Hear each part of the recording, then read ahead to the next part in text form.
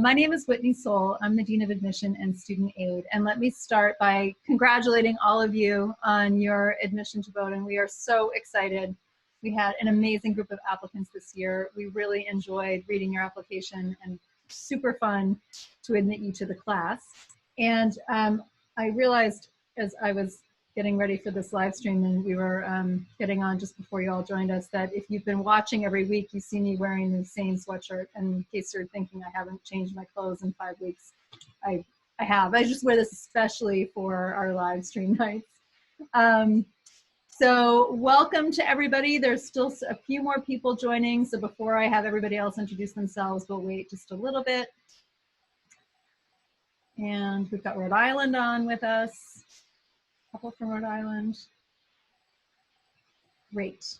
Okay, I'm going to introduce myself again, and then we'll introduce our panelists. And then what we're going to do this evening is use this time to answer the questions, some that were submitted in advance of tonight, and some that you can submit right through the Q&A button at the bottom of your screen.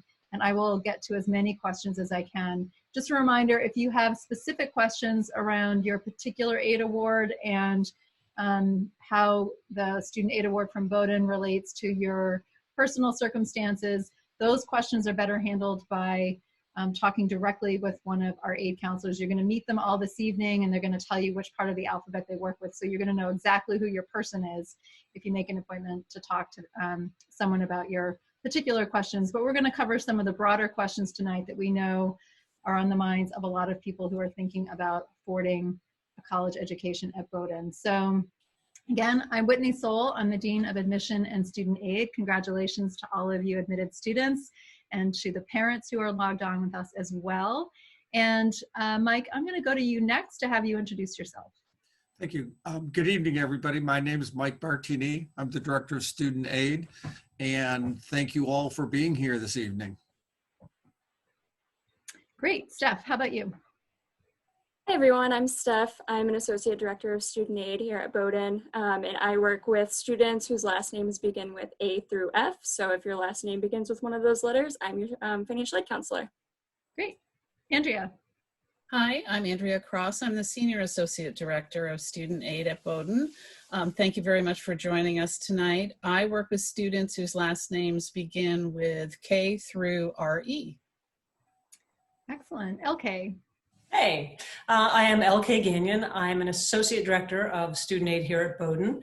And if your last name begins with RF through Z, I'm your aid counselor. And if your name begins with RF, I would like to meet you in person. Very good. And Jigyasa, you're the next one up on my screen. Hi, I'm Jigyasa. I'm from the class of 2022. I'm from Kathmandu, Nepal. I'm a computer science major and an urban studies minor. Great. And Sylvia. Hi, I'm one of the student interns. I am from Louisville, Kentucky. I'm a junior and I'm an English and Environmental Studies coordinate major. Very good. And also, I forgot to mention that we have closed captioning available this evening. And so if that's not already showing on your screen and you want to use it, just take your cursor to the bottom of your screen. You'll see a closed caption button. Just click that up arrow and then you should be able to see the closed captioning happen for you at the bottom of the screen while we're talking. So I'm going to start with some of the questions that have been submitted in advance, and a reminder that you can submit your questions while we're talking through the Q&A button, and I'll be scrolling through those periodically as well, and we'll get to as many questions as we can.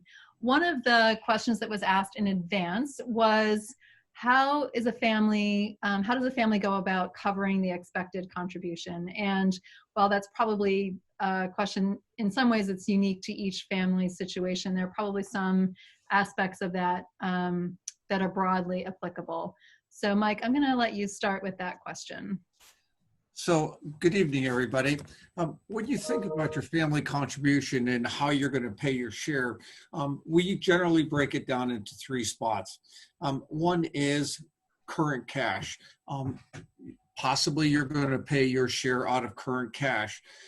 Another possibility is paying out of savings. And the last possibility is thinking about financing or paying over a long period of time. Most families take a combination of all three, and figure out over the 4 years what's the best plan for them to be able to pay their share of the contribution each year. So current cash from your assets you save for college, or you think about borrowing against the future. Those are generally the three options families use. Great, thank you. There's a question here about money that is expected for students to contribute from work study. And does that have to be from an on-campus job, or can students work in Brunswick? So I'm actually going to make this a two-part question. I'm going to ask Andrea to answer the part around how we think about work contribution from work study, and how many hours of work that typically is per week over the course of the academic year for a student. And then I'm going to ask our students to talk about the jobs that they have had on the campus, just to give you some examples of different ways that you can accomplish the work expectation. So Andrea, I'm going to let you start. Sure. So part of the aid package is typically a work component, and that is generally $2,200 a year. So to earn that amount, you're looking at somewhere between 5 and 10 hours a week. And so if you're working on campus, you'll get a paycheck or a direct deposit every 2 weeks for whatever hours that you do work. And jobs are available in all sorts of departments. So if you decide in a particular period of time that you're not able to work, you might be also able to use outside scholarships to fill in that money as well. So it's not necessarily working, but most students do work on campus, and there's a lot of opportunities to do that. Yeah, good. I know that both Sylvia and Jigyasa have something to contribute around student work on campus. So I'm going to ask Sylvia to go first, and then when she's finished, we can have Jigyasa chime in. Hi. So I've worked obviously in the student aid office, but also in dining on campus. And as a first year, I participated in the first year job placement program. So for a lot of students, if you know that you'll have a work contribution, you can opt in to a program where you're assigned to like dining or library services or some other campus job. And there's a lot of different types of jobs available through that.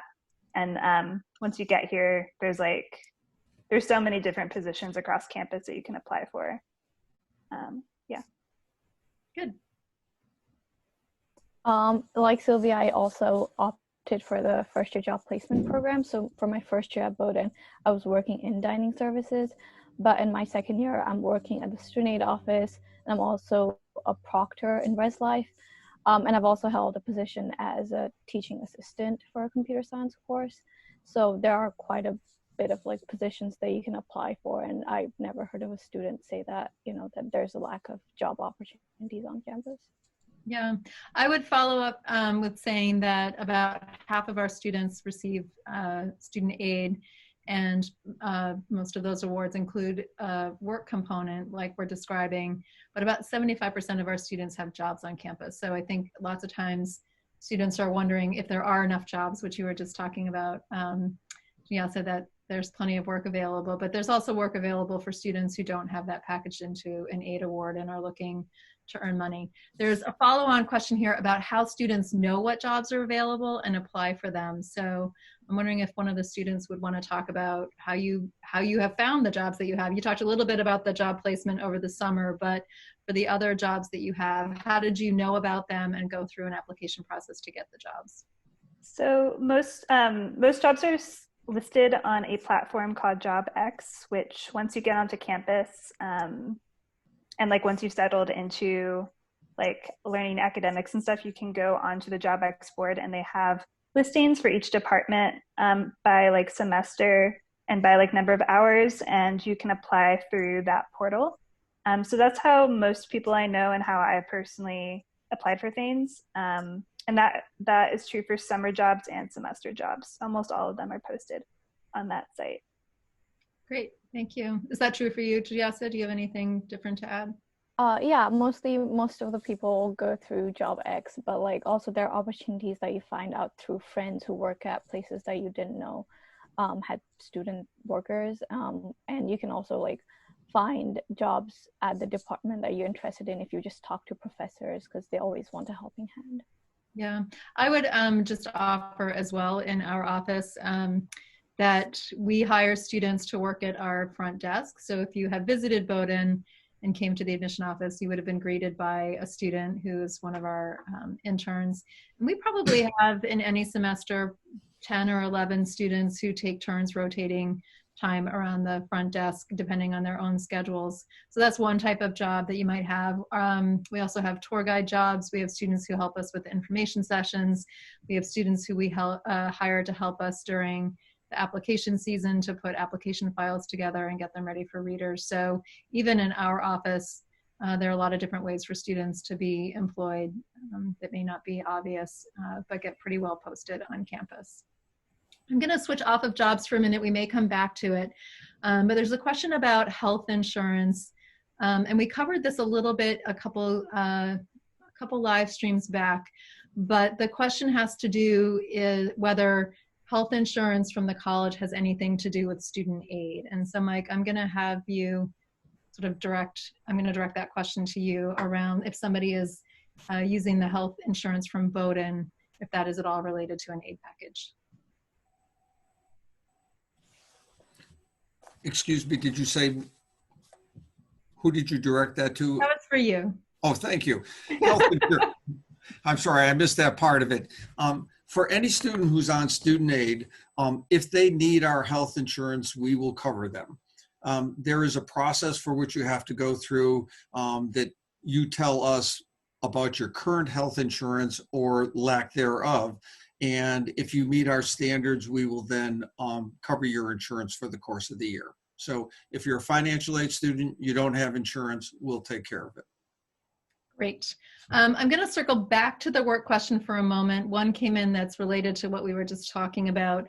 And a student wants to know, does my work contribution get paid to the college or does it get paid to the student as a check or in cash? So does it get paid to the college against their bill, or when they're earning the money, do they get the money? I can take that if you like. Great. So students, as you work hours, you'll be paid for those, and they are paid directly to you. You provide an account, a savings or a checking account, so that the college can deposit those funds for you based on the hours that you work.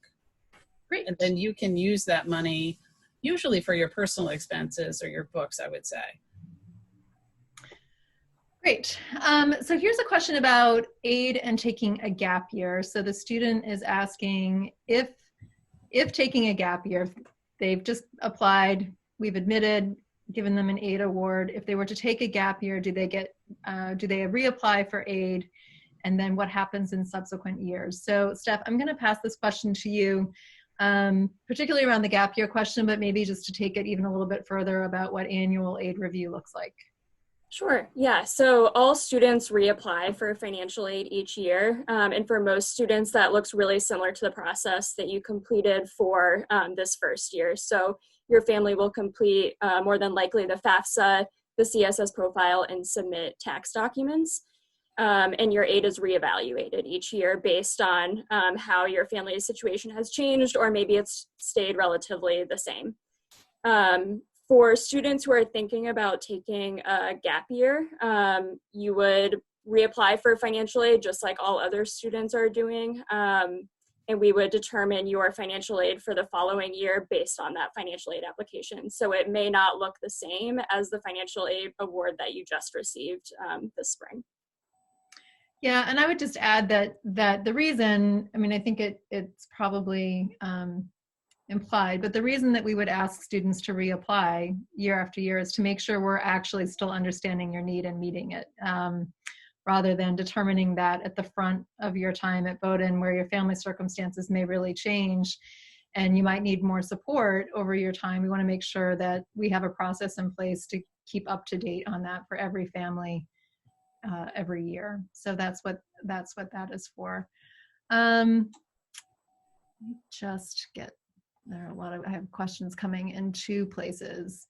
Here's a question. Can you talk about some of the personal expenses that might come up, like books and travel, and how do students lower personal expenses, especially around books? So I'm going to actually give this to both of the students to talk about. I'm going to ask Jigyasa to go first, just sort of how you think about your personal expenses and how you manage them. I know we budget them with sort of a guesstimate in the financial aid budget for every student, but if you could talk a little bit about what your actual experience is in preparing for those costs and managing them, that would be great. And then Sylvia, we'll have you do the same. Yeah, so because we live on campus, most of our like daily needs are usually already taken care of. So the only time you'd actually be spending your own money would be either on books, or if you just want to, go out to a restaurant or movies with your friends, or if it's just like personal travel. What I found really helpful is just keeping a budget of like how much you're earning and how much you estimate after like a month or so, I think you get an estimate of how much you would be spending every month. And that's helpful. I feel a lot of students find that books are like the most expensive out of all their expenses. So planning in advance at the beginning of the semester for your books, and that way I think you'll have enough money to like kind of balance out the rest of the semester. Okay. Yeah, I find that most personal expenses are loaded towards the beginning of each semester as you pay for travel and transportation to Bowdoin or to or from home if you're flying, and then also for paying for books each semester. And so I typically think about it as in the amount of money that you make over a semester is the amount that you're budgeting for like the beginning of the next one. And there's a lot of great options, like for textbooks, for example, like for renting, and if you want to have other options besides like buying all of your textbooks, the Bowdoin bookstore has like a lot of different rentals. So it isn't necessary that you have to spend a severe amount of money on textbooks, but it's something to be aware of going into each semester. Yeah, and this is my own follow-on question. This isn't one that a student submitted, but in the same space for the students, were there expenses just living your life on campus outside of the ones that we budget in the financial aid package around books and travel, but just general expenses that were surprising to you in your first year that to be preparing for or thinking about now? Laundry, I would say, for sure. But apart from that, I guess just like travel and transportation. Mm-hmm. Yeah, I would say same, laundry, and most people just eat on campus because Bowdoin dining is amazing, but there are times when you want to like go out with friends on the weekend for dinner in Brunswick or go to like a movie, and so there's like a small amount with that, but most things are covered by living on campus. Okay, good. LK, this is a question for you around whether outside scholarships can go directly to Bowdoin or be used for indirect expenses, and do they impact the Bowdoin grant? So I'm going to pass that question to you, but also before you answer it, maybe you could explain a little bit what outside scholarships are, because not every student may know what that is. Absolutely.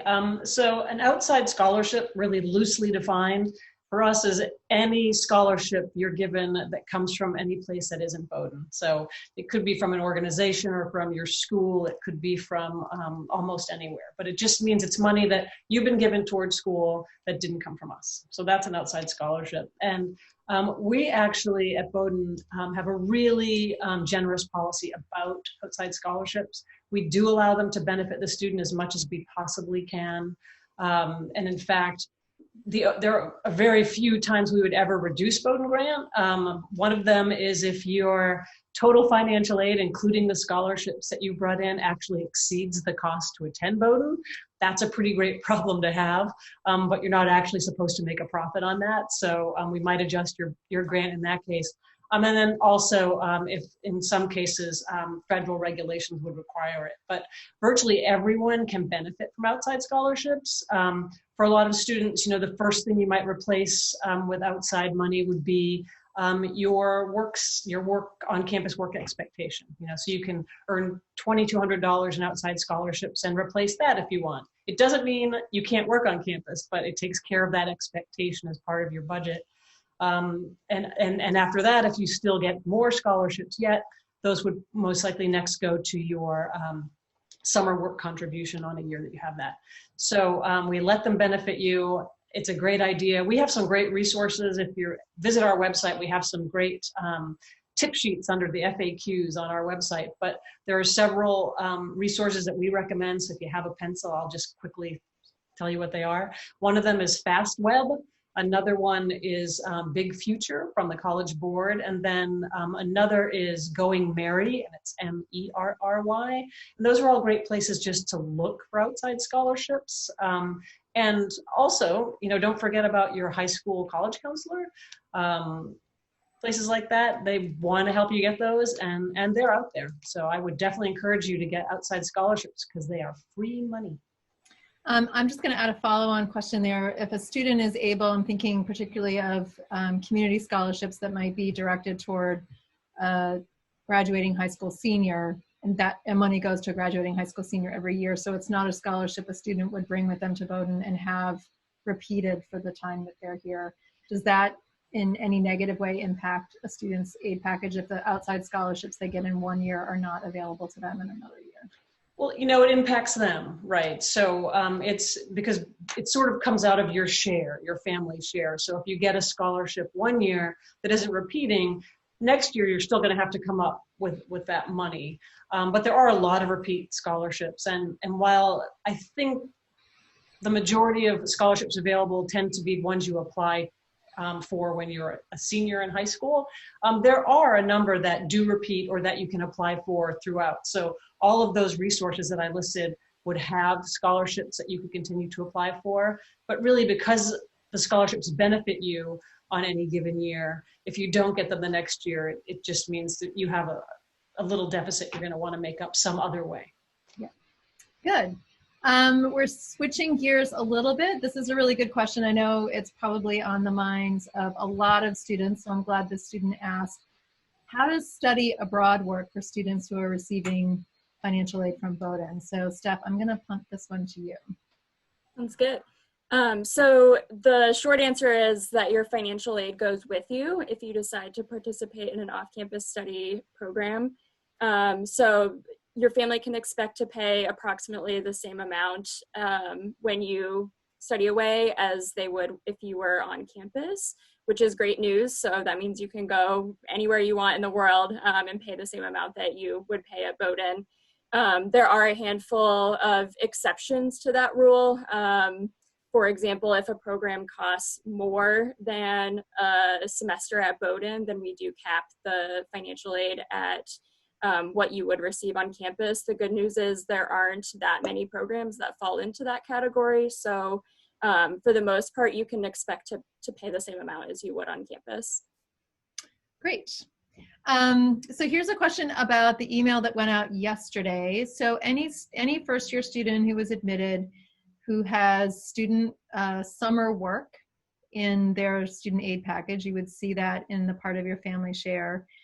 If you have that in your student aid package, you would have gotten an email that said, for this year, we're going to be waiving that summer work requirement. And that's really in response to what's happening now with COVID and an assumption on our part that with social distancing and the economy being fairly unstable, that we're not sure students would have the same opportunities to work and earn the amount that we would normally assume that a student could maintain over a summer. So for this year, we are putting that back as grant money. So that's the email that students got yesterday. The question that came in, and Mike, I'm going to pass this to you, is that for the first year only, and how does that affect the way that we need to prepare for the start of the semester? So the good news on our summer work expectation adjustment is that whatever your summer expectation was, you're going to get additional grant. And that grant will be distributed just like your Bowdoin grant would be distributed half each semester. So this doesn't mean that you can't go out and work this summer, but as we take a look at the environment and what's going on with the virus, we were very concerned that students were going to get panicked about the fact that they had to go out and they had to save money for college. So it will be additional money that will go to you in the form of a Bowdoin grant. It is, as Whitney said, it is a one-year phenomena where you're going to get this extra grant. But the good news is that hopefully it will help your family make college more affordable. Great, thank you. Let's see. I'm going to send this question to Andrea. So for a student who doesn't qualify for need-based aid and plans on taking some loans, how does that process get started? Great question. So whether you're a student with aid or without aid, you may want to think about borrowing a student loan at some point. And in May, we're going to send out a notice to all of our first year students, letting you know about that application process. So a first year student is eligible to borrow through the federal direct loan program, a total of $5,500. And as a sophomore, that amount is increased to $6,500 and then $7,500 each of the junior and senior years. So those are the upper limits in that federal program. It's a pretty straightforward application process. There's 2 pieces that you do on a federal website and 1 additional communication that you do with our office, just letting us know how much you want to borrow. I do want to add that some loans are subsidized, which means the student is not paying the interest while you're enrolled. And then part of it is unsubsidized. And in that portion of the program, there is interest accruing. So that's going to be an important part of your decision on what amount you want to borrow. And we can help you sort through that certainly if you call. But so you'll get the application instructions in May, but you can also look at our financing page right now and see that the basic descriptions of those programs. And we have a tip sheet also for financing that you might find helpful. Great, thank you. Yeah.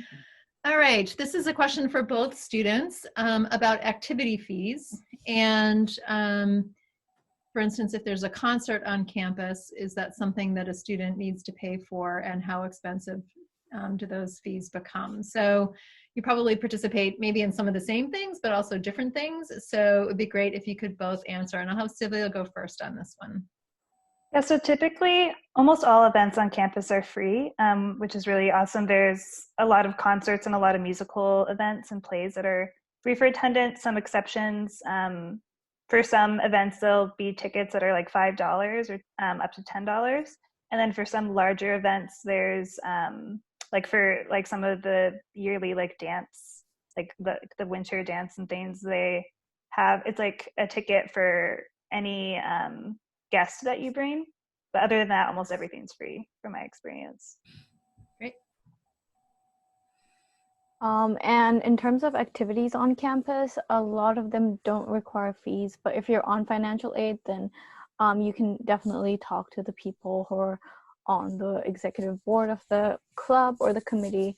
And I've always almost, had a positive response if, finance was a barrier and whether or not I wanted to participate in a club or an activity. So good. Mike, I'm going to send this one to you. When do bills go out, and is there an option for a payment plan? So a good question, because bills will go out twice a year. Bills go out in July and December for payment in August and January. And the expectation is that your bill will show all of your bill charges, tuition fees, room and board, minus your financial aid, and the family's responsible for the difference. Families have a variety of different ways in which they can pay their share, and one of the ways is a payment plan. On our website, we have information about the payment plan, but as Andrew was talking to you about the financing, the financing mailing, you'll get information about the payment plan in May when you receive that particular document. So yes, lots of families, rather than pay it twice a year, would rather spread their payments over 10 or 12 months. Very good. And I'm assuming a family could change that choice from year to year. They may want to spread that out in 1 year and do it in 2 payments the following year and so forth. Exactly. Every year, a family builds a plan on the best way to pay for their share. One year they may have one person in school, and the next year they've got two. So all of a sudden they've got to think about how to manage their resources. So yes, from year to year, families can decide whether they want a payment plan, they want a student loan, parent loan, or some other option to help pay. Yeah. Here's a question that has come up almost every week since we started doing the live streams in the middle of March, which is, what happens if the college can't open for traditional learning in the fall? And this question is particularly around how much would it cost, but let me just sort of address the broader question, because I know it's on everybody's mind, not just those who are tuning into our live streams. The truth is we don't know what the fall will bring for us, and are obviously most interested in getting back to the traditional experience at Bowdoin as quickly as we can, while keeping in mind the priority of safety for everybody. So obviously trying to follow this every day to try to understand what the risks are and what a safe timeline might be for us to be back in a traditional experience. Having said that, knowing that we don't know what will be happening with the virus as we move forward month to month, the college is working very carefully to think about other scenarios, including one that might be remote learning for some part of the year, if that might be necessary. And what I can tell you is that the most that I can tell you is not going to be a very satisfying answer, but is if it were to be anything other than the traditional experience that you thought you would have when you applied to college in the winter, that we were all expecting, we would be communicating with you about what the modified experience would be, how long that would be, and what the costs would be related to that. And then as it relates to aid, certainly if the costs become different, we would be reviewing aid again to make sure that relative to the costs that are there for a family, that we're still meeting the need of our incoming students and our returning students. So the best way that I can answer that is to know that our objective is to make sure that all of our enrolling students are have their need met so that they can have a complete and full and satisfying experience at the college, and that if we need to review that based on a different cost model, then we would be doing that. Okay, let's see. Another question about student jobs, and I'm going to give this one to LK.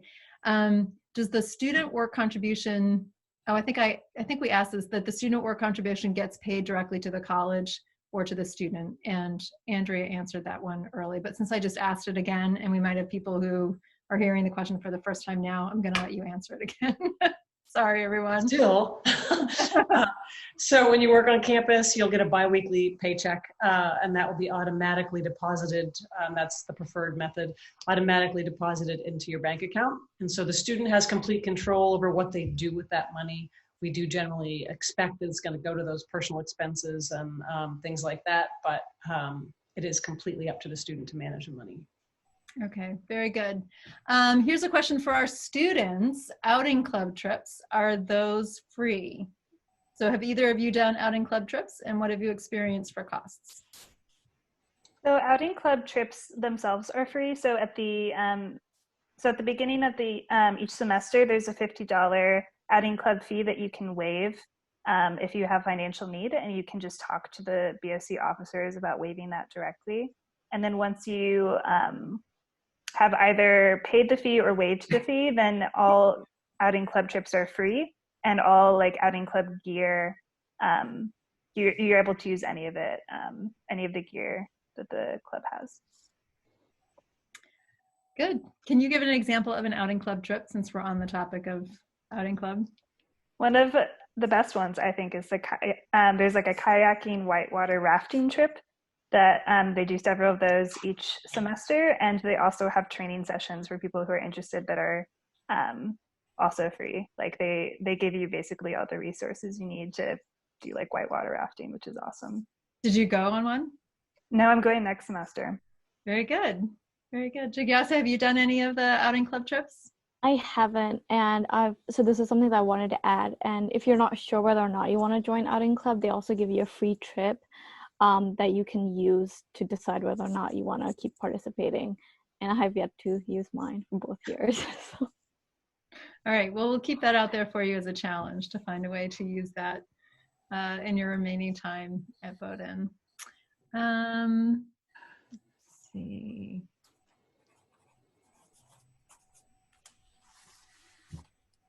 So there are a couple people who are asking about national merit, which doesn't apply to everybody, but if you are a national merit finalist, what is the deadline to indicate your number one choice? And I'm going to give that to Andrea. Andrea's still on mute. Thank you. So we use the national merit deadline. So the important part for you, the student who's the national merit finalist, will be the National Merit Corporation will notify whatever school is on that application on May 1st. So if you have made your decision by May 1st and the correct school is in their records, that's fine, that's all set. If you're still debating just prior to May 1st, you're going to want to make sure that you put undecided so that you can give them the correct school when your final decision is made. And those instructions are on their site, so I would just double check those records to make sure it's reflecting your current status appropriately. Good. I'm going to ask, who should I give this to? I'm going to give it to LK to talk a little bit about the appointments that you're setting up now to help families who are thinking about either making the decision about Bowdoin, or if the decision has been made to attend, appointments that you have available now, and then over the summer to help people get ready for what to expect in expenses and get started.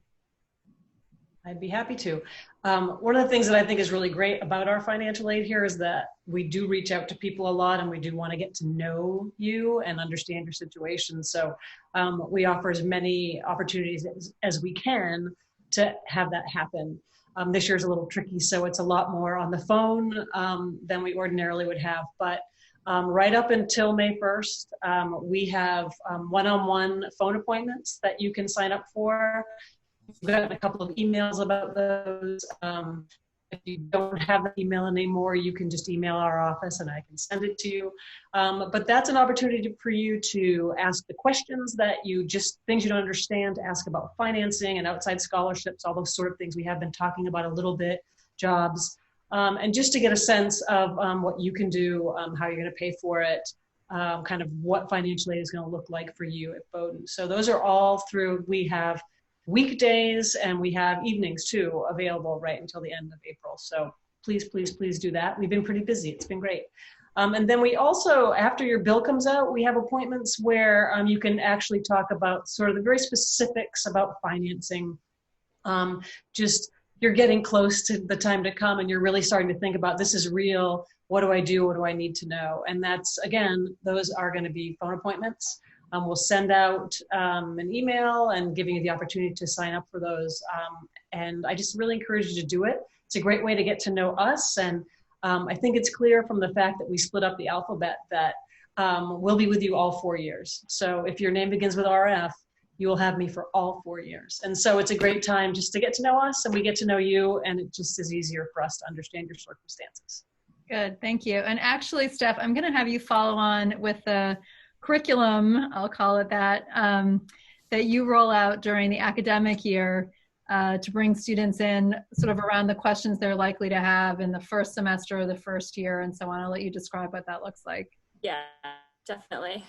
Also, I'll just mention that you can reach out to us at any time. It doesn't have to be one of these like formal appointments or one of these other programs that I'm going to talk about here. Reach out to us whenever, and when we're all back on campus, stop by and see us. We love to see students. So I just wanted to throw that out there and make it clear that we're here anytime as well. So LK and I actually team up to put together a series of events, I guess you could say, throughout the academic year. So one of the first ones that happens is called Financial Aid 101, and it's specifically geared towards first-year students. And it's really just a chance for anyone who's interested to come into our office in a small group setting and ask any questions that are on your mind about reapplying for financial aid in particular, but also whatever else you have on your mind. And then we run a series of events throughout the year as well. So there's also a follow-up to that called Financial Aid 202. We're really creative with the names,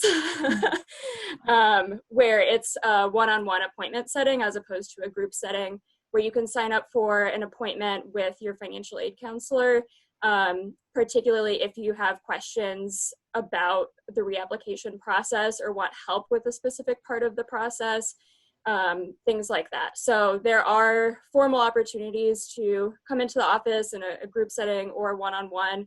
But like I said, you can also feel free to stop by or contact us anytime as well. Very good. I think Steph should add in, talk about 301 and 302 because that's important. Sure. So 301 and 302, we just started this past year. It seems like we've been doing them longer than that. And they are more for students who are closer to participating in their off-campus study program. So 301 is the group session where it's just a basic overview for students who are thinking about studying away in the upcoming year, and how financial aid will look for that semester, that year that they decide to study away. And then 302 is, again, a one-on-one appointment when students are getting really close to their departure date, usually the semester before they leave. And we walk through exactly what their financial aid will look like, for the most part, or at least an estimate of what it will look like, and kind of the mechanics of how the money gets from us at Bowdoin over to their program, what other expenses they should be expecting to pay for. For students who have never booked an international flight before, we offer some guidance on that. Really, whatever concerns you have regarding money and studying away, we address those questions during those sessions. Good. One thing what you were just talking about was making me think generally about, first of all, how friendly you all are. And so I hope people watching can see that you're totally approachable human beings who are really here to help each student and family not only sort out the questions that they have about student aid during their time at Bowdoin, but get acclimated to it and feel comfortable with it and know that there's somebody there to help sort of all the time. And I know that there are a lot of questions coming in around what happens if. And those kinds of questions I think they're always out there. What happens if I have two kids in school at the same time? Or what happens if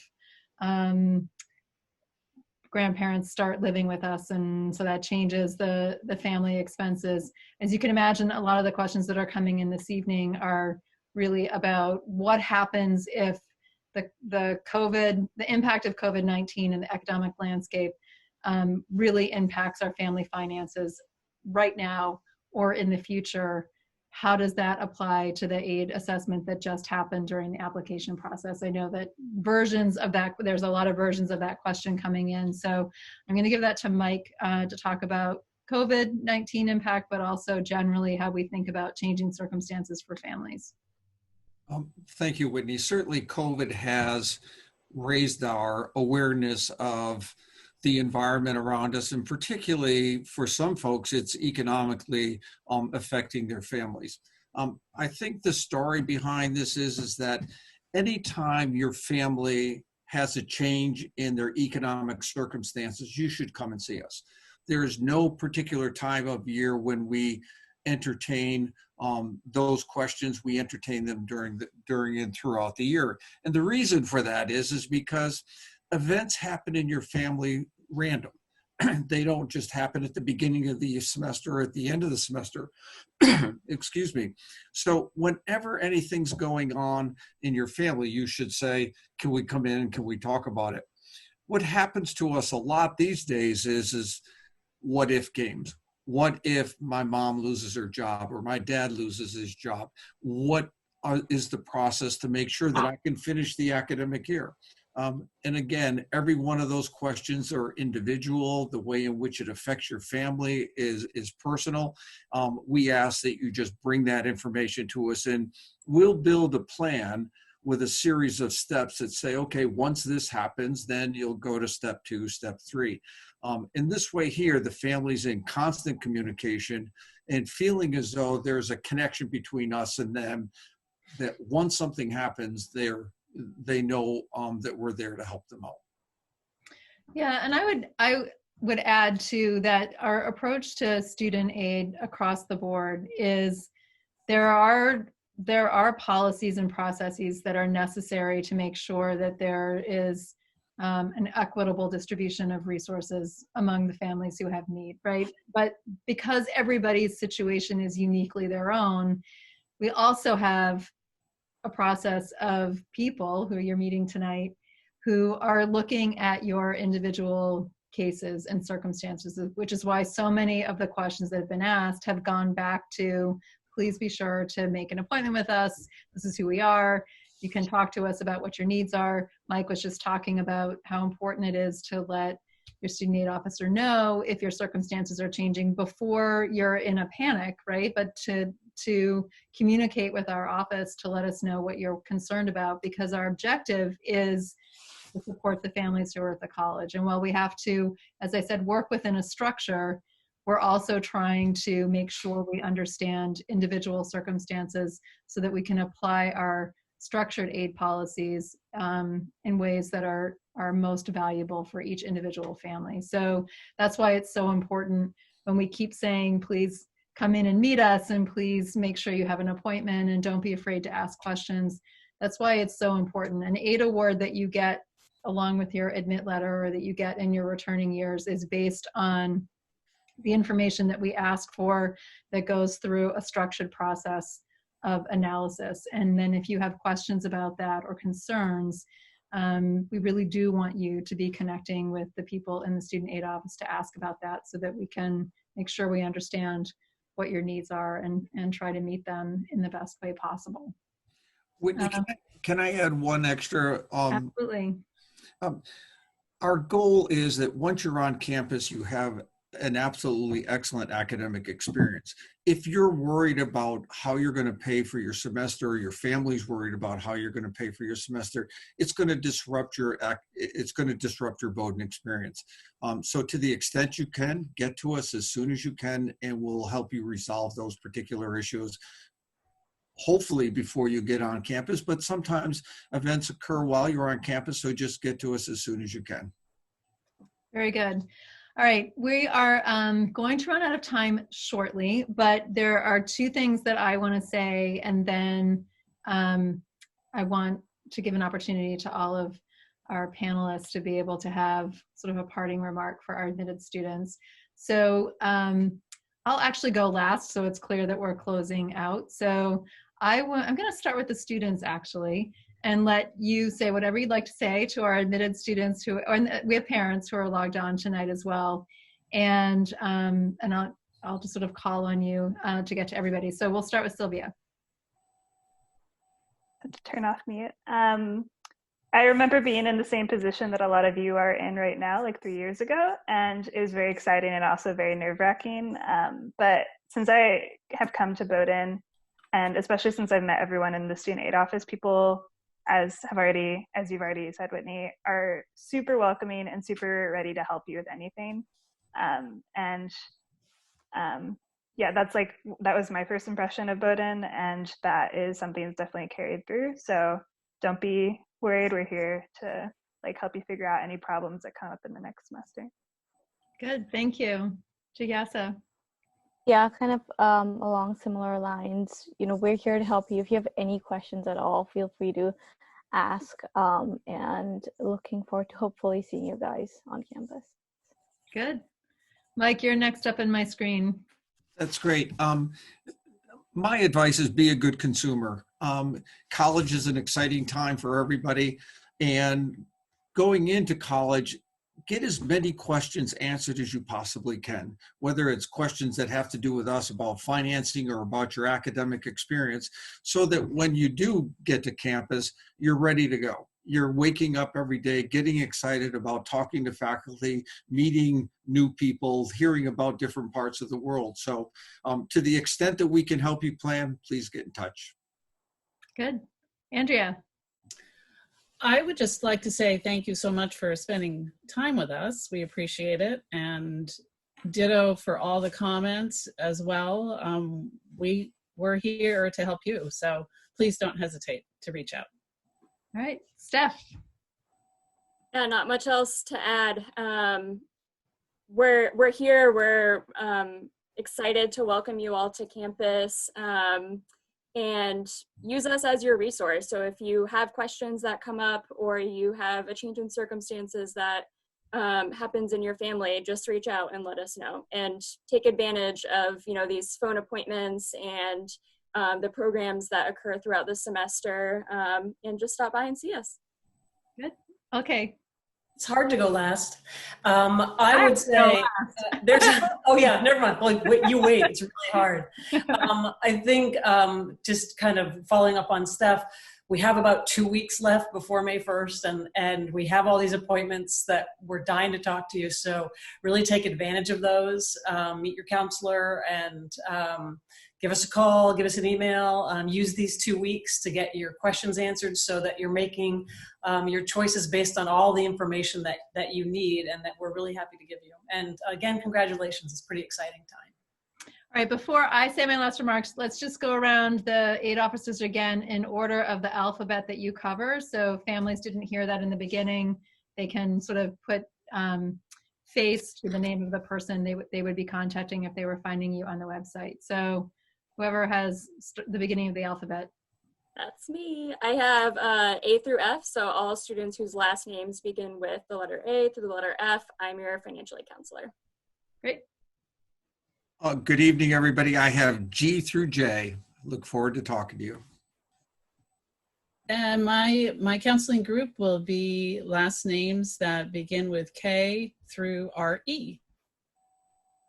And my group is everything after RE. Very good.